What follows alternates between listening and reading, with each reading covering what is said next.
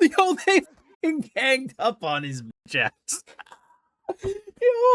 It is time for some more Tomb Raider King. I have been loving this one, but let me know what you thought of this week's episode in the comments section. Subscribe, ring that bell so you can come back for more. And of course, you can also like and hype the video on the YouTube mobile app, which does help push it to more people and lets me know if you guys want more videos, because if not, eventually it'll become a Patreon exclusive. But let's jump into it, see what they have in store for us this week. So anyone who's in an area where a tomb appears, like, they're dead. Like, it's just like an explosion of bullshit that happens. I mean, there's a chance you survive, but it's not guaranteed. So the Relic's doing something different to everyone. He's getting hurt by the pain of it. She had, like, her entire psyche completely go crazy. Oh my god. Little bondage in the tombs? Don't mind if I do. The fact that it has personality. Yo, that's a kinky rope. Honestly, the fact that they gave the rope a personality is such a little detail, but it works so well. Oh shit. Jump his ass! The fact that you have an actual mob that took, you know, actions into their own hands is pretty glorious. This dude got his ass handed to him. He need him so... That's savage.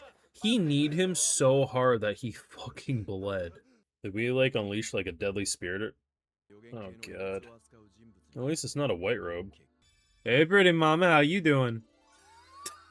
She immediately forgot this man's here to kill her. She's like, oh no, he's hot. You've been training for this your whole life. You've been dominating Relics. It's now time to dominate her. You're gonna put that rope to good use. Wow, that was fast. Oh, could you do that to me later? That's a reaction. I'm fucking dead. This show is comedy gold. Like, the action scenes are pretty intense and they're badass at multiple points, but the way this MC is a legitimate badass and just comedy master, man. Because what do you mean when you end an episode where bro basically threatens the life of someone, obviously trying to get her out in the open? She immediately falls head over heels in love because of how hot he is. She not only does that, she then is like okay with us hog-tying everyone as long as she gets hog-tied next. This show is comedy fucking gold, man, and I'm loving it. This MC is so entertaining because he's ruthless, right? Like, he doesn't come across as an edgelord being like, I just like hurting people for fun. No, it's like he has an objective. He's going to collect these relics. He's going to do whatever it takes. He knows what happens in his future. He's going to make reality what he wants it to be.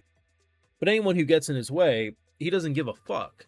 And he's so entertaining. The biggest thing, though, about it is, like, there's two things that make this show so great. The MC being ruthless and an entertainment god, but also the world building.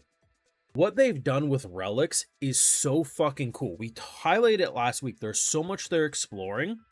You got different ways you can build pacts with these relics. You can, if you're on the same wavelength, it's like a mutual agreement. You can dominate them, which is basically the path he's going down.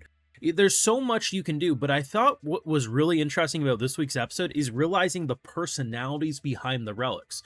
Because it's kind of like one thing when you're fighting a giant snake in the last episode, like, that was a relic, right? But I mean, it just feels a little different, like you're dealing with a creature. But seeing both a rope or a sword have a full-on personality, I think that's a lot of different elements that can make this show really stand on its own two legs. So there's this girl who's going crazy down below because a tomb opens up and it's like causing different things to happen. For him, he was actually like pretty much getting poisoned.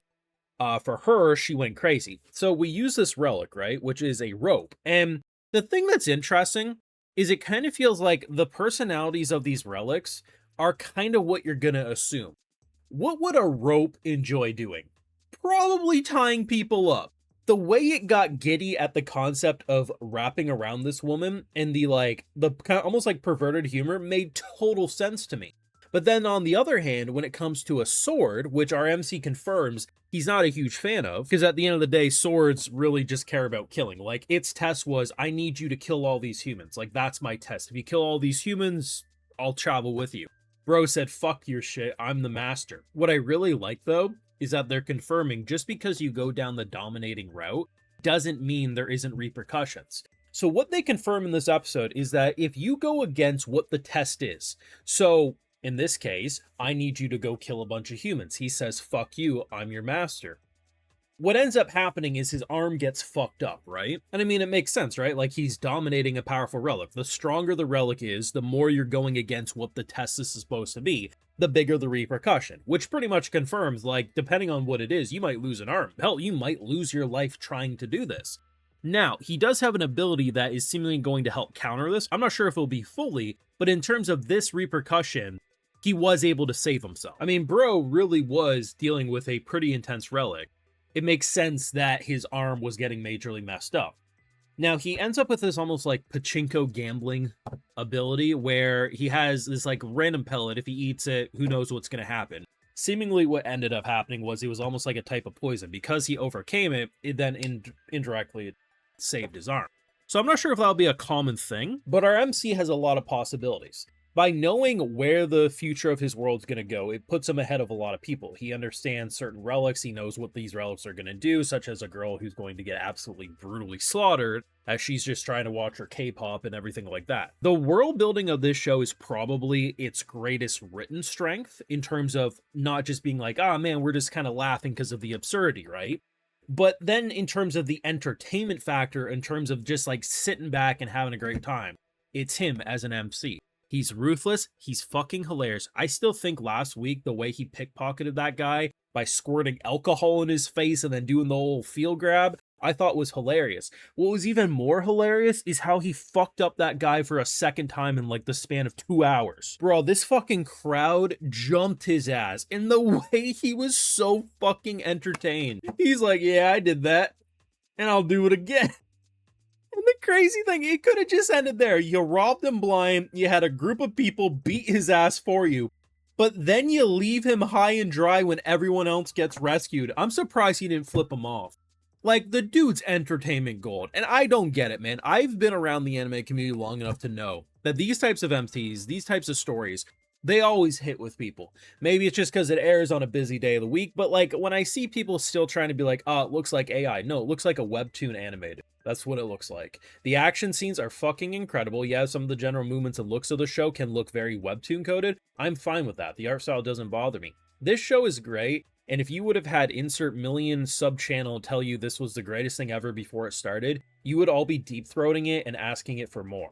But because that didn't happen, people are like, oh, you know, I don't want to go against the norm. If I see a couple people saying it's mid, I gotta agree with them because I don't want to get swarmed. Fuck it. Have your own opinion, have your own takes. Don't just blindly accept, like, the popular shows get popular for a reason because there's usually something that just generally will hit a mass amount of people.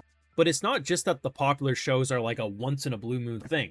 There's dozens of shows very similar to it that do their own thing but have a similar entertainment value, but people are afraid to give it an honest shot. And when they do, if they don't see enough glaze from the general audience, they're afraid to have an opinion that goes against the norm because they don't want to get flamed.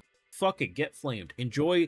Life is too short to only agree with the internet when it's safe to do so. This show's fucking awesome. It's entertainment gold. If it loses popularity, it is what it is, but I'm going to be having a great ass time watching it for the entire fucking run, and I'm so excited for more. The world building's great, the MC's entertaining as shit. What more could I ask for? Your thoughts are down below. What did you think of this week's episode? Do you want more videos? Do let me know. Leave a like, share, support, subscribe. Yes, ring that bell, but Patreon is where we're going to be watching it every single week either way. Hey, if you're already over on my Patreon, I'll give you a video shout out too, because my patrons are what make this YouTube channel possible. So today we got Gomison, Matter Paradoxa, Ciarasis, Ryuki, Rerun, and we also have Azop. So I appreciate the support, everyone. Please take care, and you all have a good one.